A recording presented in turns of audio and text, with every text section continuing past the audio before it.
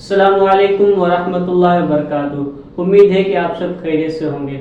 मैं अपना आज का मौजू शुरू करने से पहले आप सबसे गुजारिश करना चाहूँगा कि हमारे YouTube चैनल बख्शी मीडिया को लाइक, सब्सक्राइब, शेयर और कमेंट्स करना मत भूलिएगा। चलते हैं अपने मौजू की तरफ। आज का हमारा मौजू है कि नमक चखने से रोज़ा टूट जाता है।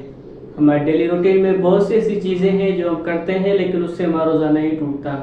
जैसा कि मिसाल के तौर पर मैं आपको चंद चीज़ अर्ज करता हूँ, जैसे नहाने से रोज़ा नहीं टूटता है। मैं यहाँ पे नहाना लफ्ज़ इस्तेमाल कर रहा हूँ। अगर आपको नहाने में और गुस्ल में फ़र्क नहीं मालूम तो कमेंट सेक्शन में जाके ज़रूर बताइएगा, मैं उसके ऊपर भी एक तफसीलन वीडियो बना दूंगा। पहला, नहाने से रोज़ा नहीं टूटता।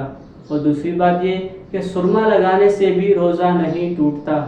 और नाखून काटने से, ख्वाह वो हाथ के हो या पैर के हों, वो नाखून काटने से भी रोज़ा नहीं टूटता।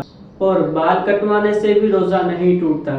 चंद चीज़ें हैं जैसे नहाने से, नाखून काटने से, पैर के हो या हाथ के हो, सुरमा लगाने से, बाल काटने से, इन चीज़ों से रोज़ा नहीं टूटता। जैसा कि हमारा आज का मेन सवाल था कि क्या नमक चखने से रोज़ा टूट जाता है, क्या नमक का जायका चखने से रोज़ा टूट जाता है। तो मैं आपको बताना चाहता हूँ कि नमक का जायका चखने से रोज़ा नहीं टूटता, मगर मकरूह ज़रूर हो जाता है।